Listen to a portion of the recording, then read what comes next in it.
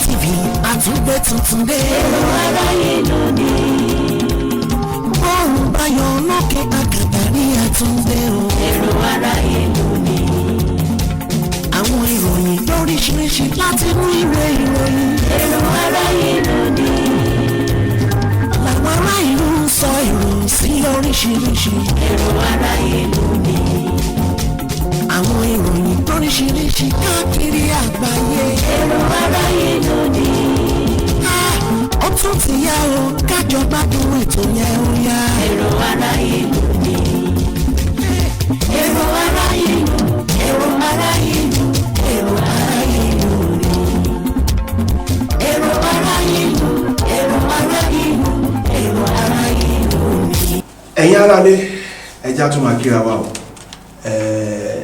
ọpẹ́ náà la máa dá ẹnu ọpẹ́ wa nìkan ní agbára Ọlọ́run bá mi Èdùmàrè ọba tó tún jẹ́ bó ṣe é ṣe tá tún ṣe pẹ̀kí ara wa lórí ètò tó ń milẹ̀ tìtì ètò tẹ́ máa ń gbádùn dáadáa ètò tó ń wáyé lójoojúmọ́ o tẹ́ tí ń láǹfààní àti máa gbọ́ àwọn kókó tó ṣúyọ ní ojú ewé àwọn ìwé ìròyìn tí ó ń jáde lójoojúmọ́ ní orílẹ̀-èdè wa Nàìjíríà gbogbo alámọ̀ pé àwọn ìwé ìròyìn pọ̀ ṣùgbọ́n mélòó la fẹ́ kà tán ni wọn torí ẹ̀ la ṣe ní ẹ̀yin mélòó kan ẹ̀yin àwa máa ṣojú àwọn ìwé ìròyìn ká wọn kà wọ́n síta àwọn tí wọ́n ti wá dá ètò ìmọ̀ wọn fi ṣeré o torí pé wọ́n kò jẹ́ rọ́ṣìrọ́ṣì náà ni bá a ṣe mọ́ ń kà àtẹ̀mí àti àwọn ìyá wa tí àjọ mọ́ ń kà ẹ ti rí wọn wọ́n ti ró dẹ́dẹ́ wọ́n ti kọ́ ẹ ti mọ̀ bẹ́ẹ̀ bá tiẹ̀ ti rí tí wọ́n ró sí lónìí ẹ ti mọ̀ pé ní Jímọ̀ Olóyin gbogbo ẹ̀ tí wọ́n papọ̀ mọ́ ọdún tí ń bẹ́ ń ta kí Ọlọ́run kí ó máa ṣàánú wa náà lé o Olúwaṣeun ní orúkọ tí èmi ń jẹ́ o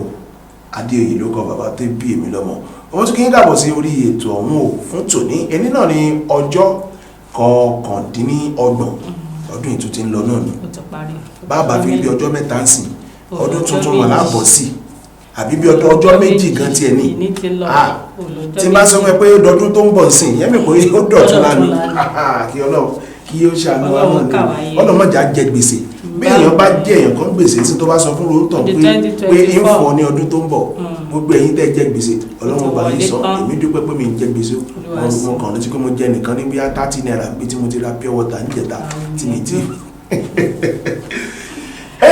ó yá dákọ̀ tí ẹ ká bẹ̀rẹ̀ ètò ní Olúwa Funmilayo Adesewo òun ni orúkọ mi. Lónìí bí ìṣe wa o a tún ti kó wa o àwọn ìwé ìròyìn tí àwọn láǹfààní àti kà lójoojúmọ́ náà ni ìwé ìròyìn Vanguard àti ìwé ìròyìn Nigerian Tribune náà ni èmi mú wá lọ́dọ̀ tèmi lónìí. Daily Trust àti The Punch òun ló bẹ̀ mí wá sóde fún tòní. Ìròyìn tí ó ń jà ràn lọ́wọ́ náà ni àwọn ìwé ìròyìn tí gbogbo wọn bí àṣà ilé ìbò wá ní almost gbogbo àwọn ìwé ìròyìn tó jáde lónìí ọ̀rọ̀ ìpànìyàn tó wáyé ní ìpínlẹ̀ Plateau náà ni wọ́n ń jẹ níwájú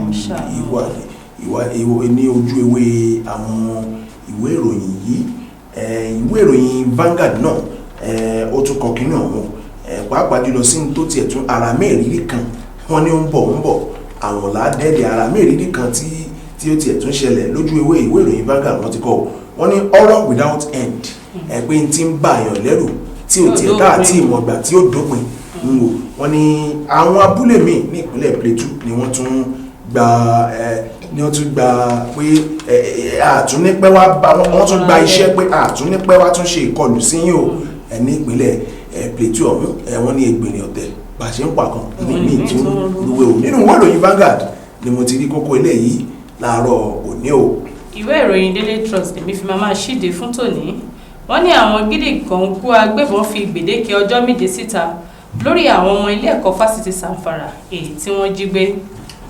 Inú ìròyìn Vanguard náà mo kúkú sí wa wọ́n ní ìjókòó àwọn ọmọ ilé ìgbìmọ̀ aṣòfin ìpínlẹ̀ Rivers tí wọ́n sọ pé wọ́n ya kúrò nínú ẹgbẹ́ òṣèlú People's Democratic Party lọ́nà ẹgbẹ́ òṣèlú APC ẹgbẹ́ òṣèlú PDP ló wá ń sọ̀rọ̀ láàárọ̀ ní pé ìjókòó wọn ò nílé ìgbìmọ̀ aṣòfin wípé ó sì ṣòfò bí ó ṣe ṣòfò ìwé ìròyìn Vanguard kọ ìròyìn ọ̀hún láàárọ̀ òní.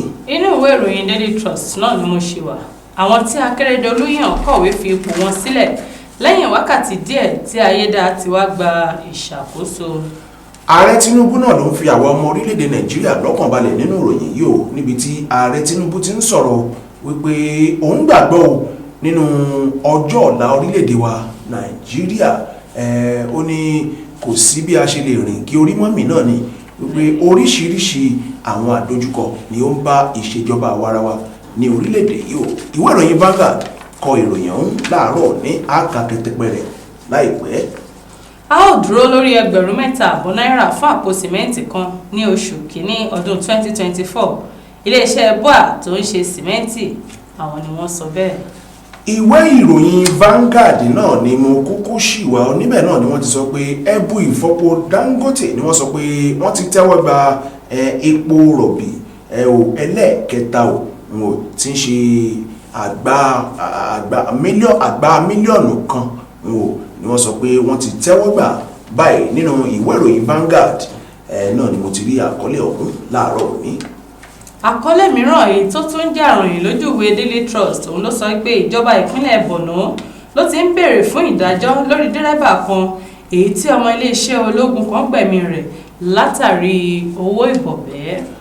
Bó ti ẹ̀ jẹ́ pé wọ́n ti kà á lẹ́ẹ̀kan ọ̀rọ̀ sìmẹ́ǹtì náà ni nínú ìwé ìròyìn Vanguard náà ó wà ńbẹ̀ níbi tí wọ́n ti sọ pé láti oṣù kínní ọdún 2024 wípé àwọn ò rí pé 35 káwọn láwọn wọn ta sìmẹ́ǹtì pé kò dín o kò sì ní iléeṣẹ́ BUA cement náà ni wọ́n sọ bẹ́ẹ̀ nínú ìwé ìròyìn Vanguard tó jáde fún tòní náà ni mo ti rí àkọlé ọ̀hún o. Ìròyìn èyí tí màá fi máa kásẹ̀ rẹ̀ nínú Daily Trust ni ó sọ pé lórí ìpànìyàn èyí tó ṣẹlẹ̀ láìpẹ́ yìí ní ìpínlẹ̀ Plateau, àwọn tí orí kó yọ sọ ohun tí ojú wọn rí lórí bí wọ́n ṣe pa ènìyàn 148. Ìwé ìròyìn Nigerian Tribune náà ni wọ́n tún kán lu agbami rẹ̀ báyìí o, pẹ̀lú àwọn kókó tá àkọ́kọ́ fi ṣíde lórí ìpànìyàn tí ó ṣẹlẹ̀ nípínlẹ̀ Plateau náà ni o. Níbẹ̀ náà ni ẹgbẹ́ kan tí wọ́n ń pè ní Jama'atu Nasirul Islam tí wọ́n ti ń sọ̀rọ̀ níbi tí wọ́n ti ń sọ̀rọ̀ pé ibi torílẹ̀-èdè tí ẹ̀ wá dé dúró báyìí wípé ẹ̀mí èèyàn tí ẹ̀ wá jámọ́ kankan mọ́ ní orílẹ̀-èdè wa Nàìjíríà. Ìwé ìròyìn Nigerian Tribune ló kọ àkọlé yìí láàárọ̀ òní. Ìwé ìròyìn Punch òun ni èmi fẹ́ máa bọ́ sínú rẹ̀ báyìí. Ìròyìn àkọ́kọ́ èyí tí mo máa mẹ́nubà nínú ẹ̀ ló ti sọ pé àwọn agbésùnmọ̀mí kọ ìwé ìdúkokò ìkọlù sí agbègbè kan ní ìpínlẹ̀ Plateau. Nínú ìwé ìròyìn Nigerian Tribune níbẹ̀ náà ni mo ti rí ìròyìn kan òun níbi tí wọ́n ti sọ pé àwọn ọmọléèwé tí wọ́n yẹ kán wà níléèwé tí wọ́n láǹfààní àti wà níléèwé bíi mílíọ̀nù lọ́nà 20 ó lé ìgbọ̀njẹ̀ mẹ́ta 20.3 million àwọn èèyàn àwọn ọmọléèwé wọ́n ní láwọn ìpínlẹ̀ mẹ́rìndínlógójì ta ní lórílẹ̀‐èdè yìí àti olúùlú Àbújá ni wọ́n sọ pé wọ́n ní àǹfààní sí owó ìyá kan tí ó tó bílíọ̀nù méjìdínláàádọ́rin náírà ó lé ìgbọ̀njẹ̀ méje láàrin ọdún méjìdínlógún. Àwọn tó ń sọ bẹ́ẹ̀ náà ni àjọ Universal Basic Education lórílẹ̀‐èdè yìí o. Nínú ìwé ìròyìn Nigerian Tribune ni mo ti rí àkọlé ọ̀hún láàárọ̀ òní.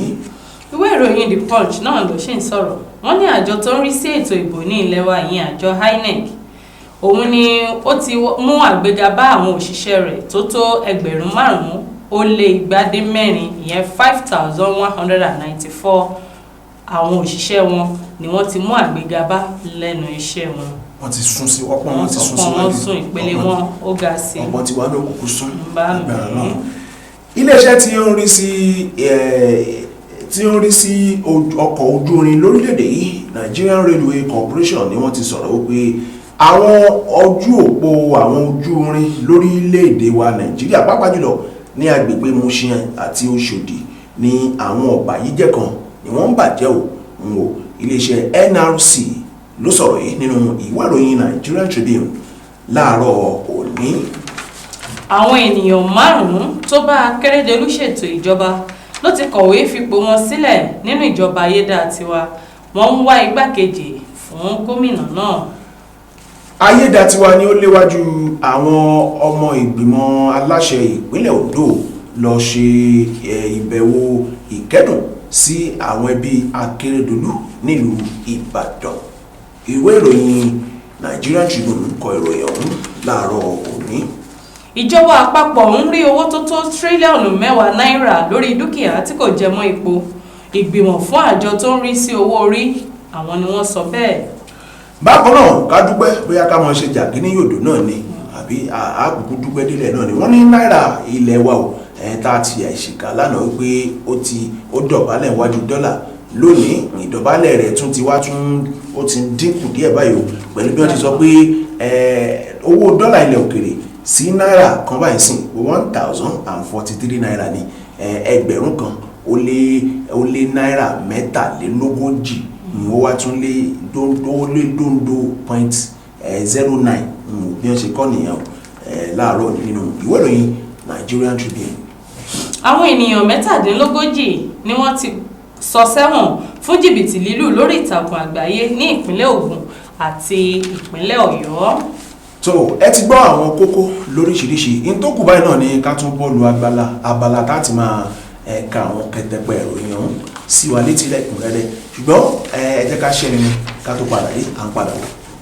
Tẹlifíṣàn kan àrà ọ̀tọ̀ tí aráyé fẹ́. Prison 24 TV láyé sọ. Àtúntò àrèdè pàkó yìí bàbá màgánà àǹfààní ńlá ló wọlé tọ̀ wá wáyé o. Àǹfààní láti darapọ̀ mọ́ iléeṣẹ́ amóhùnmáwòrán àti rédíò orí ẹ̀rọ ayélujára kan nílẹ̀ yìí. Prison 24 TV jígí alára rédíò tó kalẹ̀ ká sílùú Ìbàdàn. Iléeṣẹ́ tẹlifíṣàn tí wọ́n mọ̀ mọ́ àwọn ètò àtàtà lóríṣiríṣi ni. Àǹfààní ńlá rèé o fún gbogbo ẹni tó ní ẹ̀bùn àti ọgbọ́n àtinúdá láti wá fi ẹ̀bùn tiyín náà hàn. Kẹ́yìn náà lè di ìlúmọ̀ọ́ká gbóhùnsáfẹ́fẹ́. Akọ́ṣẹ́mọṣẹ́ agbóhùnsáfẹ́fẹ́ lédè Yorùbá pọ́nbélé àti Gẹ̀ẹ́sì ni wọ́n ní. Tàbí akọ̀ròyìn àti akàròyìn eré ìdárayá àti bẹ́ẹ̀ bẹ́ẹ̀ lọ lédè Yorùbá àtèdè Gẹ̀ẹ́sì. Ayàwòrán cameraman. Aṣàwòránpọ̀ editor. Onímọ̀ nípa ìwádìí ìtàn documentary researcher. Onímọ̀ nípa ìpolongo ọjà lójú òpó ayélujára. E-marketer àti akọ̀wé secretary. Àǹfààní tún wà fún ẹni tí ò tí ì máa gbóhùnsáfẹ́fẹ́ ya àwòrán so àwòrán pọ̀ àti bẹ́ẹ̀ bẹ́ẹ̀ lọ ṣùgbọ́n tó gbàgbọ́ wípé o lè kọ́ṣẹ́mọṣẹ́ lórí ẹ̀. Àwọn nọ́mbàs wọ̀nyí ni kẹ́ ẹ pè fẹ́kúnrẹ́rẹ́ àlàyé o 0705 058 0241 àti 09039893895.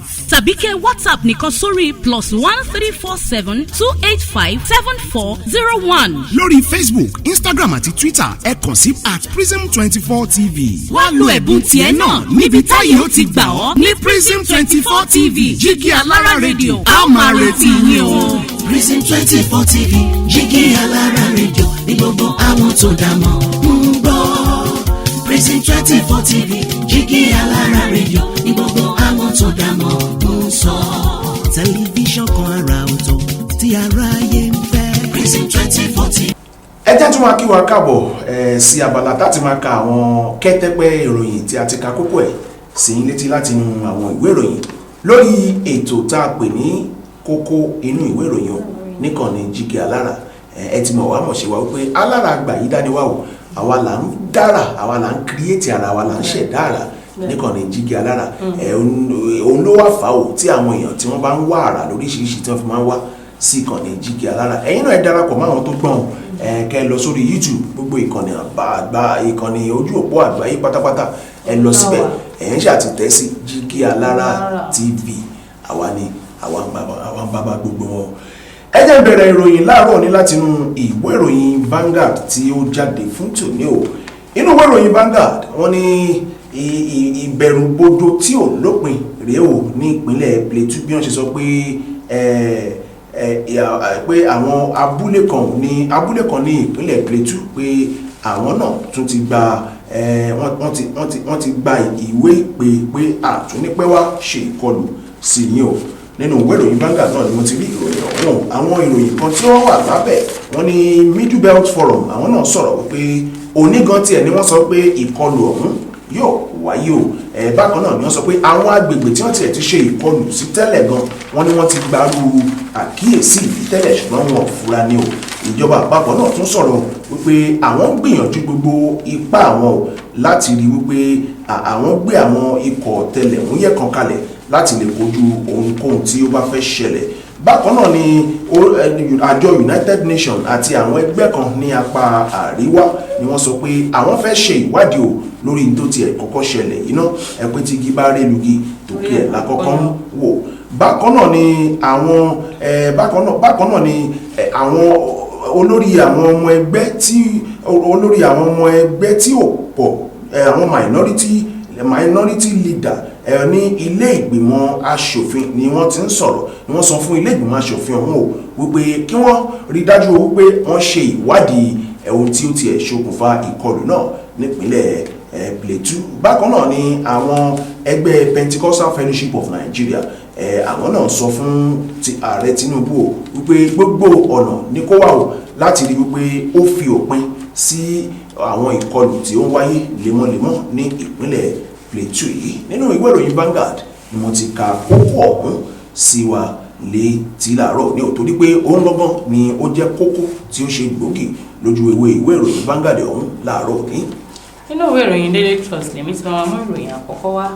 Àwọn gídígan kó agbébọn fi gbèdéke ọjọ́ 7 síta lórí àwọn ọmọ ilé ẹ̀kọ́ fásitì Zamfara èyí tí wọ́n jí gbé. Àwọn òbí àwọn akẹ́kọ̀ọ́ ti Federal University Gusau FUG Zamfara ti pe ìjọba àpapọ̀ láti gbé ìgbésẹ̀ kánmọ́nkíá láti dóòlà ẹ̀mí àwọn ọmọ wọn. Àwọn òbí náà ní kí ìjọba ní ìdúnàdúrà pẹ̀lú àwọn ikọ̀ agbésùnmọ̀mí náà. Wọ́n rawọ́ ẹ̀bẹ̀ yìí ní àná nítorí ìdíkòkò tí wọ́n rí láti ọ̀dọ̀ àwọn agbésùnmọ̀mí náà ní ọjọ́rú wípé àwọn yóò gbẹ̀mí lára àwọn akẹ́kọ̀ọ́bìnrin náà tí wọn kò bá mú ìbéèrè wọn ṣẹ. Láti ìgbà tí ìjínigbé yìí ti wáyé ní ìfikùnlukùn ti ń wáyé láàrin ọ́fíìsì olùdámọ̀ràn lórí ètò ààbò àti àjọ ìtẹlẹ̀múyẹ́ lórí ọ̀nà láti lè dóòlà àwọn akẹ́kọ̀ọ́ náà. Inú ìwé ìròyìn Vanguard náà ni mo ṣì wà o. Níbẹ̀ náà ni ẹgbẹ́ òṣèlú People's Democratic Party ni wọ́n sọ̀rọ̀ wípé àwọn ọmọ ilé ìgbìmọ̀ aṣòfin ìpínlẹ̀ Rivers tí wọ́n ya kúrò nínú ẹgbẹ́ òṣèlú People's Democratic Party tí wọ́n ya lọ nínú ẹgbẹ́ òṣèlú APC wípé n tí àwọn mọ̀ ni wípé àyè wọn sì ṣòfò. Ẹgbẹ́ òṣèlú People's Democratic Party lọ́jọ́bọ̀ àná ni wọ́n ní àwọn wà lórí ọ̀rọ̀ àwọn o wípé àwọn aṣòfin 16 tí ilé ìgbìmọ̀ aṣòfin ìpínlẹ̀ Rivers tí wọ́n ya kúrò nínú ẹgbẹ́ òṣèlú ọ̀hún lọ inú ẹgbẹ́ òṣèlú All Progressives Congress ni wọ́n ò kí ń ṣe ara àwọn ọmọ ilé ìgbìmọ̀ aṣòfin ìpínlẹ̀ náà mọ́ o. Ẹgbẹ́ òṣèlú People's Democratic Party ní ìpínlẹ̀ Rivers ló sọ bẹ́ẹ̀. Ẹni tí ń ṣe olùdámọ̀ràn pàtàkì nípa òfin nínú ẹgbẹ́ òṣèlú PDP Adéyẹmí Ajíbádé Seun ló sọ̀rọ̀ yìí o fún àwọn oníròyìn lẹ́yìn tí onídàájọ́ Donatus Okorowo ti ilé ẹjọ́ tó ga jùlọ nílùú Àbújá sún ìgbẹ́jọ́ àwọn aṣòfin náà sí ọjọ́ 24 oṣù kínní ọdún 2024. Ajíbádé sọ wípé lóòótọ́ ni ààrẹ Tinubu ti dá sí ọ̀rọ̀ aáwọ̀ tó wà láàrin gómìnà Siminalayi Fubara àti mínísítà fún ọ̀rọ̀ olúlu Àbújá Nyesom Wike o, ṣùgbọ́n ẹgbẹ́ òṣèlú náà sì dúró ṣinṣin lórí ohun tí ìwé òfin ẹgbẹ́ sọ lórí yíya kúrò nínú ẹgbẹ́ òṣèlú kan. Ó ní nínú ẹgbẹ́ òṣèlú People's Democratic Party àwọn dúró lórí ìwé òfin orílẹ̀-èdè yìí ni. Ó ní ọ̀rọ̀ náà yàtọ̀ sí kákàn fi ẹnu kò lórí nǹkan nìkan o, ṣùgbọ́n òfin tí àwọn búra lé lórí o. Nínú ìwé ìròyìn Vanguard ni mo ti rí ìròyìn ọ̀hún láàárọ̀ òní. Ìwé ìròyìn Daily Trust náà ni mo ṣì wà. Àwọn tí Akérédolú yàn kọ̀wé fi ipò wọn sílẹ̀ lẹ́yìn wákàtí díẹ̀ tí Ayédátiwá gba ìṣàkóso. Kò ju wákàtí 22 lẹ́yìn tí Lucky Ayédátiwá gba ìṣàkóso gẹ́gẹ́ bí gómìnà ìpínlẹ̀ Ondo ní kọmíṣánná fún ètò ohun àlùmọ́ọ́nì ilẹ̀ àti ilégbèé Aminu Raimi kọ̀wé fi ipò rẹ̀ sílẹ̀ ní ọjọ́bọ̀ lẹ́yìn ikú gómìnà tẹ́lẹ̀ Rotimi Akeredolu tí ó kú nípasẹ̀ àrùn jẹjẹrẹ tí ó bá fínra bí ọdún kan. Nínú ìwé tí ó kọ sí ọ́fíìsì akọ̀wé àgbà fún ìpínlẹ̀ náà tí ó sì fi ṣọwọ́ sí àwọn akọ̀ròyìn ní Raimi ti sọ pé ìkọ̀wé fipò òun sílẹ̀ ló dá lé orí ẹ̀rí ọkàn òun bí ọ̀gá àti adarí òun arákùnrin Olúwarótìmí Ọdúnayọ̀ Akérédolú SAN ṣe darapọ̀ mọ́ àwọn tọ̀run. Ó ní òun dúpẹ́ lọ́wọ́ gbogbo àwọn ènìyàn rere àti arákùnrin tí wọ́n fún òun láàyè láti sìn ní ìpínlẹ̀ náà gẹ́gẹ́ bí kọmíṣánná.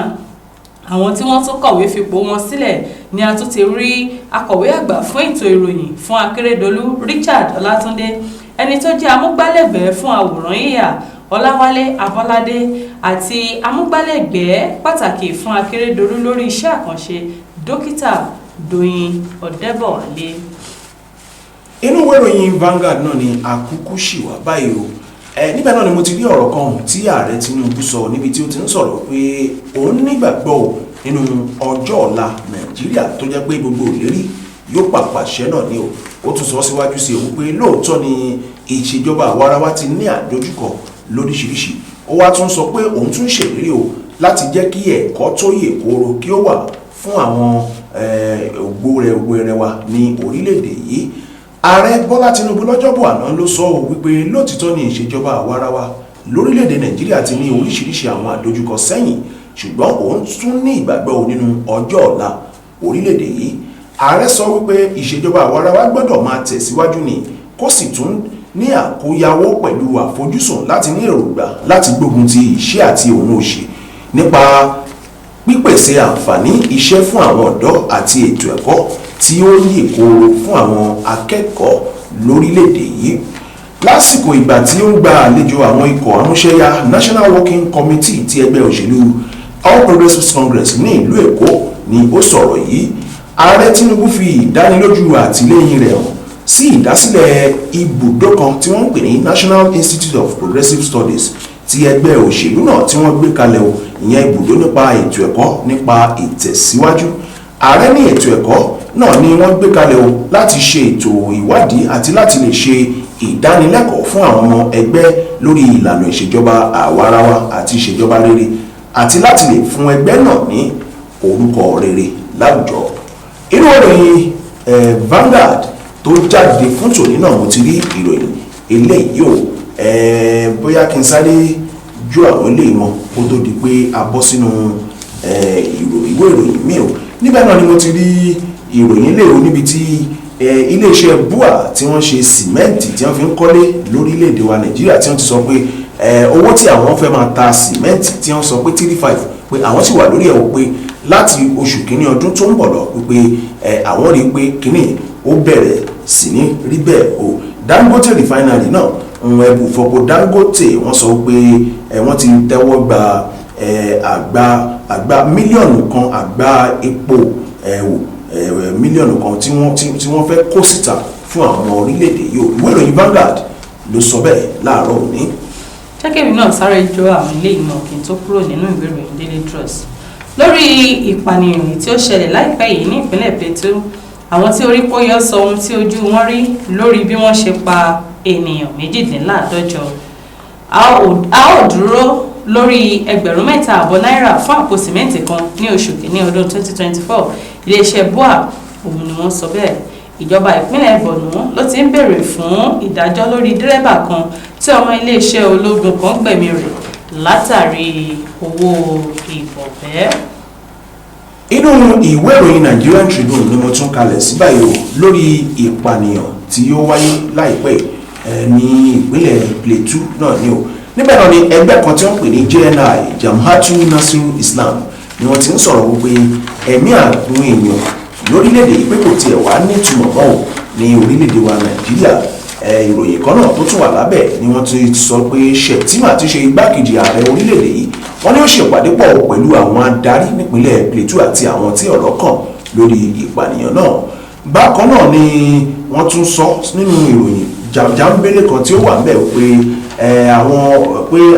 àwọn ọmọ ẹgbẹ́ tí ó kéré nínú ilé ìgbìmọ̀ aṣòfin náà tún sọ̀rọ̀ pé àwọn ṣàfẹ́ òkìgbò ní gbogbo ọ̀nà pé kí ìpànìyàn tí ò tiẹ̀ wà ní gbèdéke ìmọ̀ pé kí ó wá sópin lórílẹ̀‐èdè wa Nàìjíríà. Ẹgbẹ́ ìsìn mùsùlùmí kan tí wọ́n pè ní Jamhatu Nasiru Islam JNI lábẹ́ ìdarí aláyélúwà Alhaji Muhammed Saad Abubakar ni wọ́n ti fi àìdùnnú hàn sí ìkọlù kan tí ó wáyé sí àwọn ará agbègbè àti àwọn abúlé kan ní Barkin-Ladi àti ìjọba ìbílẹ̀ Bokos ní ìpínlẹ̀ Plateau. Ẹgbẹ́ náà sọ wípé ẹ̀mí àwọn ènìyàn kò tiẹ̀ wá jámọ́ kankan ní orílẹ̀-èdè wa Nàìjíríà mọ́. Nínú àtẹ̀jáde kan láti ọ̀dọ̀ akọ̀wé ẹgbẹ́ náà Khalid Abubakar lọ́jọ́bọ̀ àná sí àwọn oníròyìn ó ní ó jẹ́ ohun tí ó burú jáì àti ìwà àìnáni ọmọlàkejì pẹ̀lú iṣẹ́ aburú ọ̀hún tó ṣẹlẹ̀ láìpẹ́ yìí níbi tí wọ́n ti gba ẹ̀mí bíi 100 àwọn ènìyàn ó lé díẹ̀ ní ìpínlẹ̀ Plateau. Iléeṣẹ́ ẹgbẹ́ náà ṣe àkíyèsí wípé gbogbo àwọn ìkọlù ọ̀hún tó wáyé láìpẹ́ yìí ní ìpínlẹ̀ Plateau ni ó jẹ́ èyí tí wọ́n gbáradì fún dáadáa ìyẹn àwọn tí wọ́n ṣe ìkọlù ọ̀hún lójúnà àti dá wàhálà òṣèlú àti ẹ̀sìn sílẹ̀ nípínlẹ̀ náà ni ó ní kí ọlọ́run ọba kí ó má sì jẹ́ kí èyí ṣeé ṣe lórílẹ̀‐èdè yìí. inú ìwé ìròyìn Nigerian Tribune ni mo ti rí ìròyìn yìí láàárọ̀ òní. nínú ìwé ìròyìn Punch òun ni mo balẹ̀ sí báyìí àwọn agbésùnmọ̀mí kọ ìwé ìdúkokò ìkọlù sí agbègbè kan ní ìpínlẹ̀ Plateau. àwọn agbésùnmọ̀mí ni wọ́n ti kọ̀wé ìdúkokò sí agbègbè kan ní ìpínlẹ̀ Plateau lẹ́yìn tí ó pé ọjọ́ kẹrin tí wọ́n pa ènìyàn tó 95 ní agbègbè 17 jákèjádò ìpínlẹ̀ náà. igbákejì alága fún National Publicity Secretariat of the Middle Belt Forum Stanley Calvam nínú ìfọ̀rọ̀wérọ̀ kan tí ó ṣe ni ó ti sọ pé àwọn agbésùnmọ̀mí náà ló kọ lẹ́tà ọ̀hún sí agbègbè Pushit ní ìjọba ìbílẹ̀ Mangu níbi tí òun ti jáde wá. alukoro fún iléeṣẹ́ ọlọ́pàá ní ìpínlẹ̀ náà Alfred sọ pé àwọn ti gbọ́ nípa ìdúkokò náà tí àwọn sì ti ń gbé ìgbésẹ̀ èyí tó tọ́. àwọn ènìyàn agbègbè yìí wá rọ ìjọba láti dìde ìrànlọ́wọ́ fún ẹ̀mí àti ààbò wọn. nínú ìwé ìròyìn Nigerian Tribune ayédatiwa ni ó léwájú àwọn ọmọ ìgbìmọ̀ aláṣẹ ìpínlẹ̀ Ondo láti lọ ṣe ìbẹ̀wò ìkẹ́dùn kan sí àwọn ẹbí Akérédolú nílùú Ìbàdàn.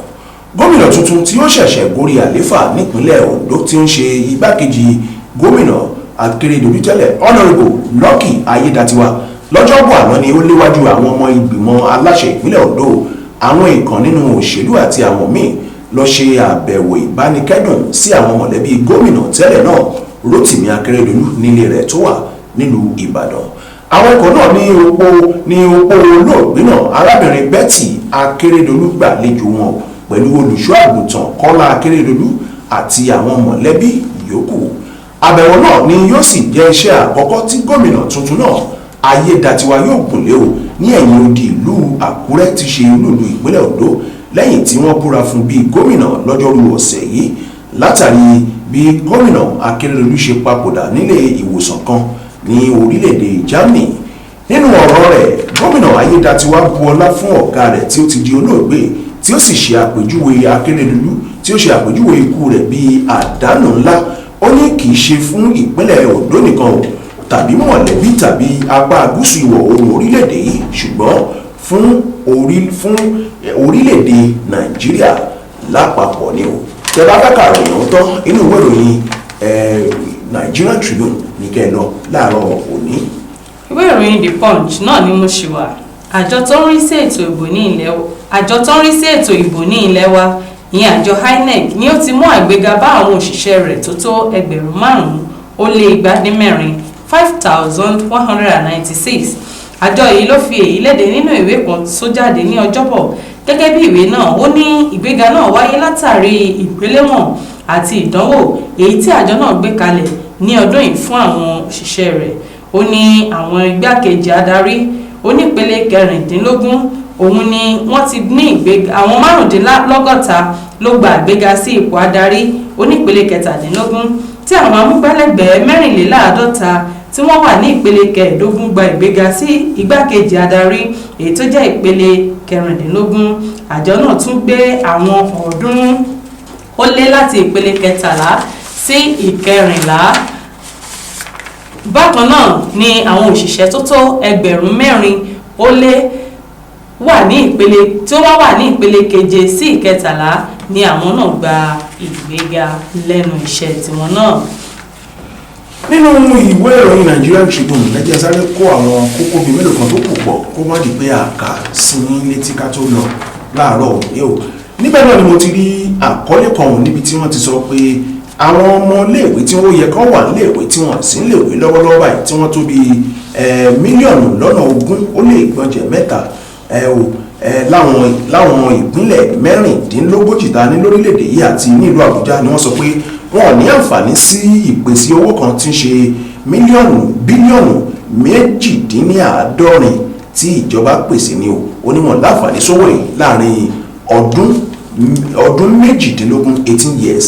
àjọ UPEC ló sọ bẹ́ẹ̀ o níbi tí wọ́n tún ti sọ pé ìpínlẹ̀ Ọ̀yọ́, Ọ̀ṣun, Niger, Taraba, Sokoto, Enugu, Ondo ni wọ́n sọ pé owó ọ̀hún ni wọ́n sọ pé àwọn náà ṣe ètò owó kan tí ṣe bílíọ̀nù lọ́nà mẹ́wàá náírà tí ṣe counterpart fund ní ọdún 2023. Fálànà náà tún sọ̀rọ̀ wípé ohun tí òun tiẹ̀ fẹ́ kí ó ṣẹlẹ̀ lórí owó yìí náà ni wípé kí wọ́n máa pín owó yìí fún àwọn tí ọ̀rọ̀ kàn gangan wípé àìjẹ́bẹ̀ àwọn gbé ìgbésẹ̀ òfin ni o. Ìwé ìròyìn Nigerian Tribune náà ni ó kọ ròyìn ọ̀hún. Bákan náà ni àjọ NRC iléeṣẹ́ tí ó ń rí sí ọkọ̀ ojú irin lórílẹ̀‐èdè yìí ni wọ́n ti sọ̀rọ̀ ẹni wọ́n ti ké gbàjarè síta wípé àwọn ojú òpó ojú irin ní agbègbè Mushin àti Òṣòdì ni wọ́n sọ pé àwọn ọ̀bàyéjẹ́ kan ni wọ́n ti ń bàjẹ́ báyìí o. Bákan náà ni wọ́n sọ pé náírà ilẹ̀ wa níwájú dọ́là báyìí ni wọ́n sọ pé ó tún ti wùyẹ́ díẹ̀ o pẹ̀lú bí wọ́n ṣe sọ pé náírà kan sí dọ́là ilẹ̀ òkèrè báyìí wọ́n ní ẹgbẹ̀rún kan náírà ó lé náírà mẹ́tàlélógójì náà ni o. Nínú ìwé ìròyìn Nigerian Tribune ni mo ti rí àkọlé ọ̀hún láàárọ̀ òní. kẹ́kẹ̀mí náà sáré jọ kókó ìyókù nínú the punch jókòó. Àwọn ènìyàn 5 tó bá Akérédolú ṣètò ìjọba ló ti kọ̀wé fipò wọn sílẹ̀ nínú ìjọba ayédàtiwa. Wọ́n wá gbákejì fún gómìnà. Ìjọba àpapọ̀ ń rí owó tó tó tírílíọ̀nù 10 náírà lórí dúkìá tí kò jẹ mọ́ epo. Ìgbìmọ̀ fún àjọ tó ń rí sí owó orí àwọn ni wọ́n sọ bẹ́ẹ̀. Àwọn ènìyàn 17 ni wọ́n ti sọ sẹ́wọ̀n fún jìbìtì lílù lórí ìtàkùn àgbáyé ní ìpínlẹ̀ Ògùn àti ìpínlẹ̀ Ọ̀yọ́. ẹ ṣé ẹ káàbọ̀. Ibi náà láti máa ṣẹ́rí ilẹ̀ padà wálé. ẹ̀yà máa ṣẹ́rí wálé lábàlá bíi tẹ bá ti wá gbádùn ẹ tún darapọ̀ mọ́ wa lọ́la o níkànnì Jígí Alára. ẹ̀yin náà ẹ lọ sórí YouTube ẹ tẹ̀ sí Jígí Alára TV, ẹ like, ẹ share, ẹ comment, ẹ subscribe síkànnì yìí. Yóò yẹ wá kò ní yẹlẹ̀. Seun Adeoye lórúkọ tèmi o. A tún pàdé ara wa. Ó dìgbà. Funmilayo Adesewo lórúkọ mi.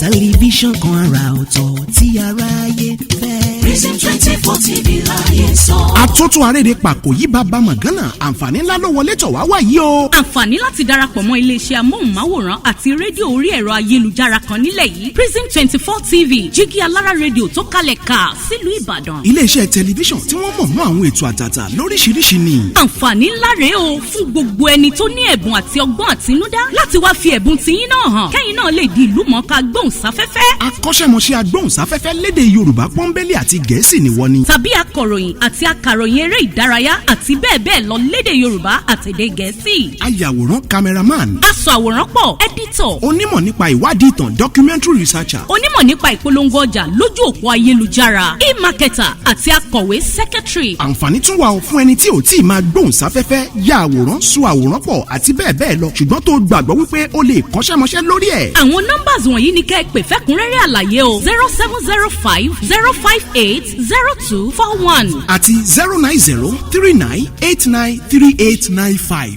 tàbí kẹ́ WhatsApp nìkan sórí +1347 285 7401. lórí Facebook, Instagram àti Twitter ẹ kàn sí @prism24tv. wá lo ẹ̀bùn tiẹ̀ náà níbi táyé ó ti gbà ọ́ ní Prism 24 TV Jígí Alára rédíò a máa retí yín o. Prison 24 TV Jígí Alára rédíò ní gbogbo àwọn tó dá mọ̀ ń gbọ́.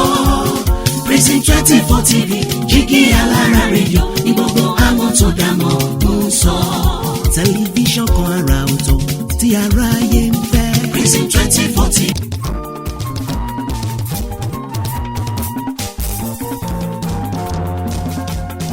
Láti Prison 24 TV àtúgbé tuntun dé. Èrò aráyé lónìí. Bọ́ọ̀lù bayọ̀ lókè àgàtà ní àtúndé o. Èrò aráyé lónìí.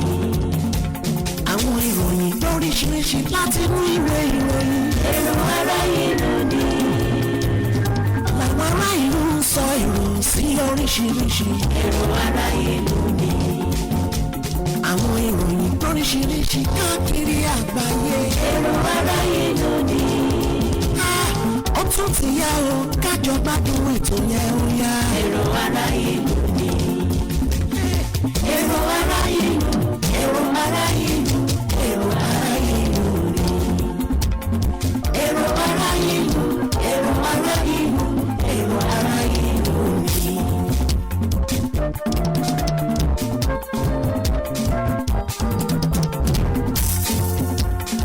gbọ́ ṣọ́ntẹ́tì àwọn tí ọ̀rọ̀ kan ṣọ́ntẹ́tì ṣé wọ́n gbọ́ òun ṣọ́ngbọ́ṣá àwọn aláṣẹ orílẹ̀-èdè wa ṣọ́ngbọ́ṣá. pẹ̀tẹ̀pẹ̀tẹ̀ táwọn ní pápá ṣòro ọ̀rọ̀ ìjà sí ibi tó bá tábà ó yẹ ká lè tún bẹ̀ ṣe. pẹ̀tẹ̀pẹ̀tẹ̀ táwọn ní pápá ṣòro ọ̀rọ̀ ìjà sí ibi tó bá tábà ó yẹ ká lè tún bẹ̀ ṣe. àwọn adarí wa àwọn olóṣèlú wa ó yẹ kí gbogbo wọn lè gbọ́ kí wọ́n lè ṣàtúnṣe kọjọ́ ọ̀la dára kí nàìjíríà kó lè dára àwọn ìran tó ń bọ̀ lẹ́yìn kí wọ́n lè ṣàdúrà fún wa.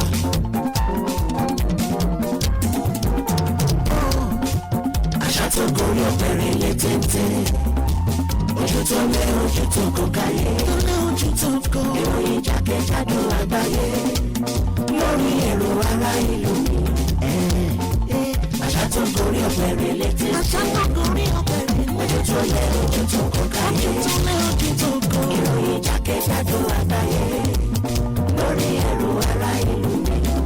láti Prison 24 TV àtúngbẹ tuntun dé. ẹ̀rọ ará ìlú mi. bọ́ọ̀lù bá yọ lókè àkàbàrí ẹ̀gbọ́ o.